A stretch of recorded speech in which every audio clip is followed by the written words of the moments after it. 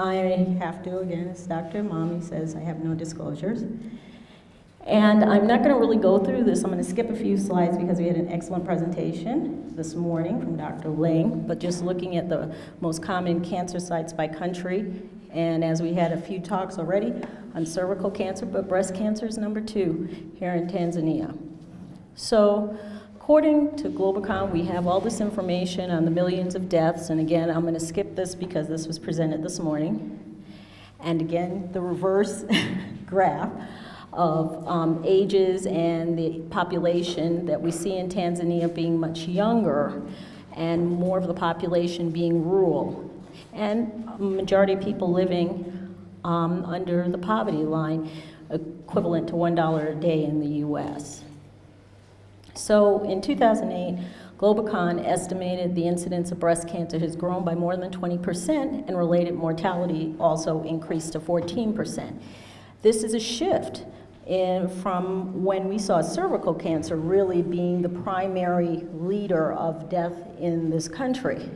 So what are some of the reasons for this shift? Well, risk factors that were protective in the past were the early childbearing, late menarche, obesity, increase in awareness, are now being seen in urbanization and economic development. And in countries like Tanzania, who are going through a rapid change, as we were talking about earlier, maybe skipping over some things like telemedicine, doing more telemedicine and not really using phones as we see in the United States, we're now seeing these lifestyle changes being brought about here in this country, and a rising burden of cancers associated with reproductive, dietary, and hormonal factors.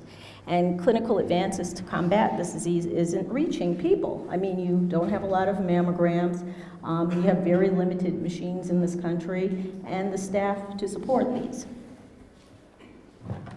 So it's well known in sub-Saharan Africa, it's well known that breast cancer among Black women in the United States is more likely to be early onset, high grade, and estrogen receptor negative than is observed among white Americans, who actually have higher cancer rates in the United States. The same is seen in the UK. Several centers in Africa, however, have reported that hormone negative cases are predominant. And a recent study in the Journal of Clinical Oncology showed that there are really 2 categories based on their clinical course that we should think of breast cancer as. One, the rapidly progressing. These are the premenopausal, receptor negative, with poor prognosis and high mortality rates, and slowly progressing, diagnosed after menopause, ER positive, with good prognosis and low mortality rates. So treatment needs to be addressed based on these type of prognostic factors. So what about breast cancer here in Tanzania? Early detection is a major problem. Although many women may find a lump in their breast, it doesn't necessarily get diagnosed early. According to the data that we do have from this country, the breast cancer patients that present to the Ocean Road Cancer Institute, the majority of them, 91%, present in stage 3 and 4. This is just the opposite to what you see in the United States and the UK. 50% of these are receptor negative, and even there are 2.9% of them are male breast cancer. In the developed world, generally male breast cancer is seen in maybe 1% of the population, so almost 3 times the amount. And 4.3 to 5.5% are inflammatory breast cancer. In the US, 1 to 5%. So breast cancer in this country is mainly treated with surgery and radiation if you can get to the cancer center. Because of the late presentation, inadequate or unavailable treatment facilities, the prognosis of these cancers that in high-income countries are easily treated, excellent prognosis, we're looking at in the 90-95% 5-year survivals, are very poor here in Africa. There's also an acute shortage of staff. Only 35% of the required personnel are in place to provide these health services. The scarcity of radiation oncology resources is becoming more severe as the cancer incidence increases. And this map is showing you, someone else showed it in a color map, but where the cancer centers are that potentially have radiation machines. Not necessarily all functioning, but where they are. So a study was done looking at what are some of the factors delaying breast cancer diagnosis in Tanzania. This was done in 2013. They found that approximately 52% of women had a primary school education or less, 70% were married, 26% were unemployed. The average monthly household income was just below the Dar es Salaam mean, and 98% were aware of breast cancer, 22% knew someone with a history. Of the patients who were aware of breast cancer, 25 and 34% practiced a self-exam regularly and occasionally. 41% never even did it. They didn't touch their breasts. 32% had heard of mammograms. Less than 2% had actually undergone this. Now, the question there becomes, if you had more mammograms, would more people undergo mammograms? Again, education is an issue with that. So what are some of the factors in delaying treatment here in Tanzania? Delayed diagnosis was linked to low levels of breast cancer awareness. Cost, 34%. Distance to the treatment center, where they have more mammograms. Majority, as mentioned earlier with cervical cancer, 37% of women, when they do find a lump, go to their traditional healers because they believe in that. They're aware of that. There was misinformation also about treatment offered at the center. That was mentioned in 14%, and marital status, for some reason, not clear why, was significantly associated with a delay in seeking health care. But one could assume that, as we see in the United States a lot, women put their families first, of course. So you're gonna take care of your child, you're gonna take care of your household, you'll take care of your husband, and you put yourself last. And this is just a slide showing all the reasons why there might be a delay in seeking treatment that was mentioned earlier. So when we talk about locally advanced breast cancer, what are we talking about? Mainly large tumors, greater than 5 centimeters. There may be associated skin and chest wall involvement, fixed matted axillary lymph nodes, and inflammatory breast cancer is part of this. There were basically 3 main categories: non-inflammatory operable disease, where surgery is a very important part of this; non-inflammatory and operable disease, where radiation in this country can be used for this; and inflammatory carcinoma. And I will show the pictures, because I think pictures speak 1,000 words. A lot of people present with pain, mass, nipple soreness, bleeding, axillary masses, skin ulceration or edema, and increased breast size. I hate to say this, but we still do see some of these. In fact, I saw one just this past Thursday in breast clinic in the United States. And this occurred for her because of fear. She felt a mass, it was fixed, it was growing, until it started causing her significant pain, and this had been going on until 2006. So that's a long time. She has metastatic disease at this point. Inflammatory carcinoma, which is a special category of locally advanced, is really a disease of clinical diagnosis. You'll see diffuse brawny induration of the skin with an ellipticoid edge, usually without an underlying palpable mass, as you see here. Radiographically, there may be a detectable mass and characteristic thickening of the overlying skin as seen here. Pathologically, you'll see dermal lymphatic invasion.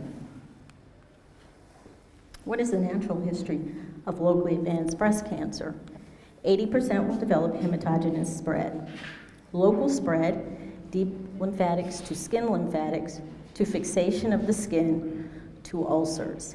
Skin reactions with satellite nodules and supraclavicular lymph nodes.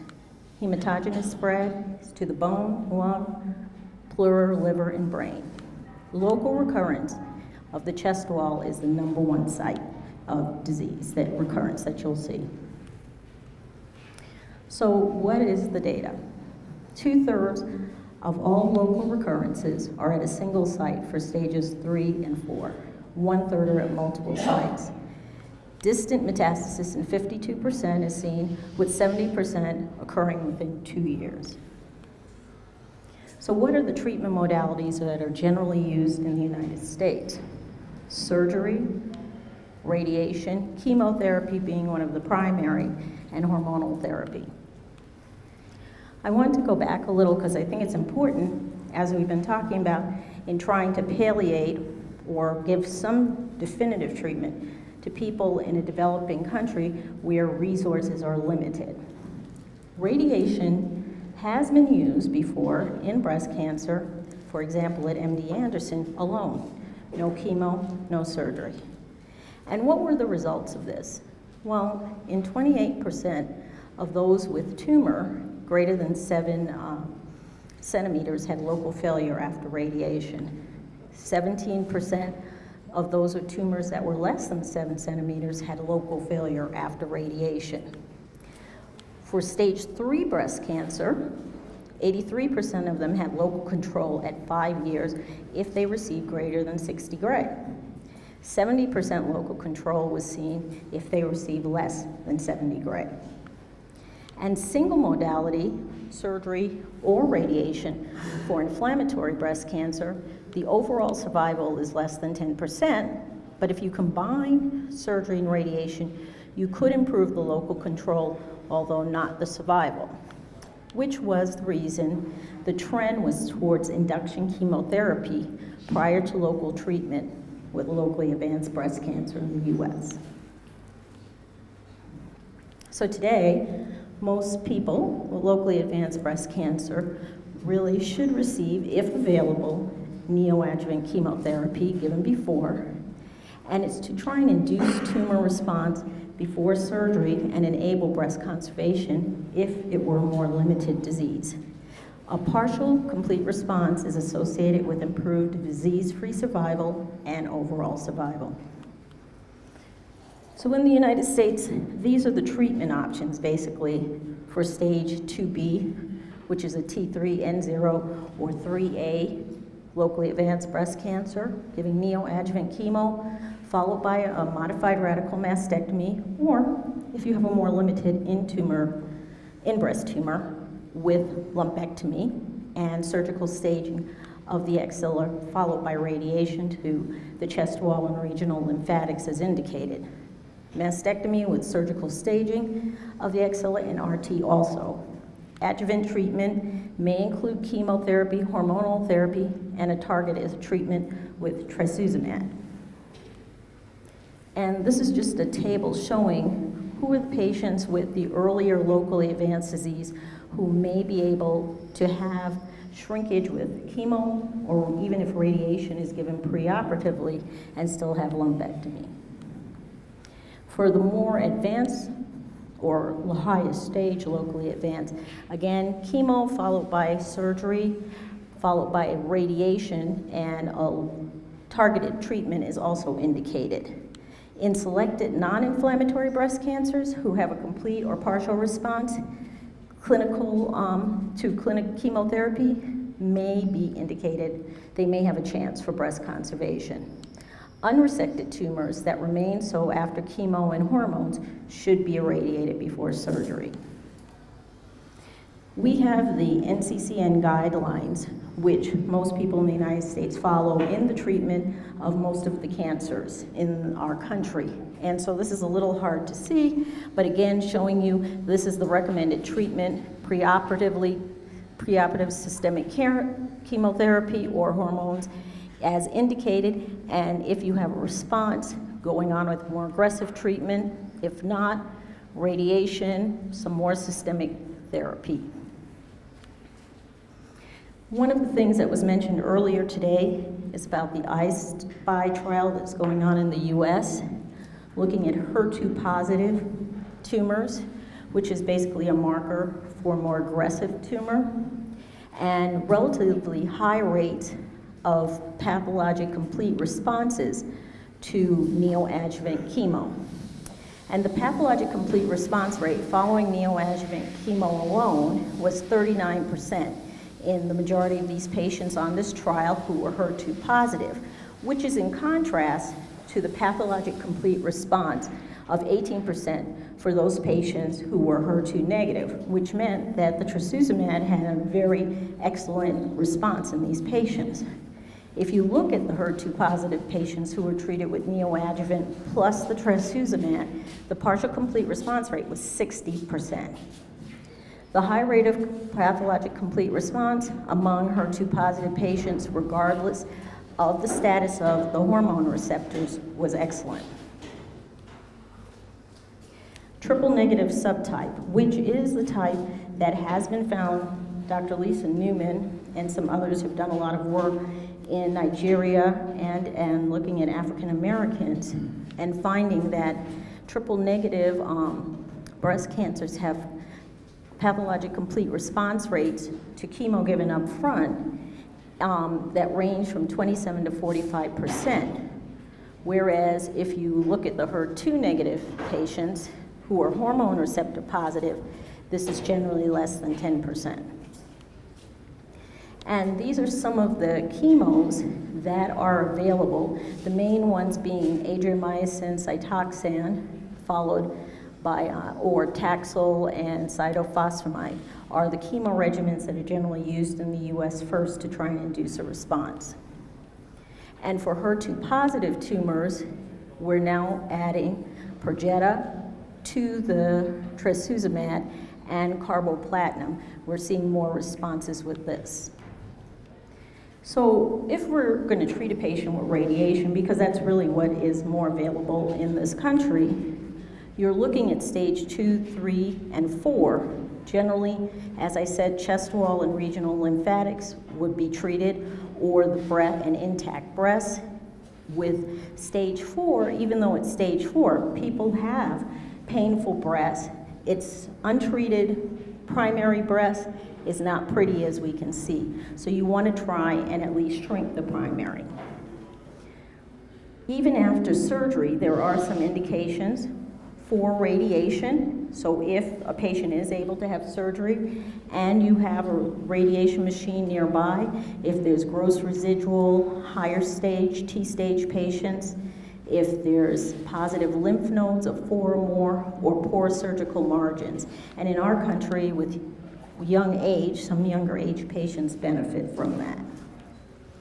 The doses that we use in general, 45 to 50 gray and 1.8 to 2 gray fractions, same to the regional lymphatics, and generally a boost either to the tumor bed or the scar. And we know that decreases in the incidence in local recurrence rates in patients with a large amount of nodes or large size primary tumors range from 20 to 30% down to 5 to 10%. So with this improvement in disease-free survival and overall survival in the majority, most randomized clinical trials are evaluating postmastectomy after chemo with or without radiation. And the radiation technique has contributed to an increased incidence of some non-breast cancer mortality, but this can be modified to decrease the risk. So overall, if you look at 5-year survival of breast cancer in general, and this is SEER data, in most developing countries, it's 89.2% overall.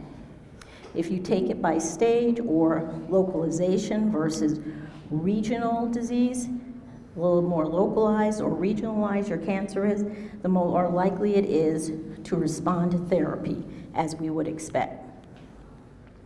And looking here, this is looking at Zimbabwe, Uganda, and the US. and looking at the 5-year survivals, how it's only about half of what you'd see in the US. The US does much better, of course, because we have more availability of treatment options. And again, looking at new cases over time, we're still seeing an increase because of some of the things we talked about. The other thing, we want to look at the results. So the goal of treatment, if you can, is to achieve a disease-free survival with a low risk of local regional recurrence of less than 15% and eliminate hematogenous mets. What we find in the US we can do is have a disease-free survival of 55 to 60% for locally advanced disease, and even for inflammatory cancer, 35 to 40%. And these are the overall survivals at 5 to 10 years.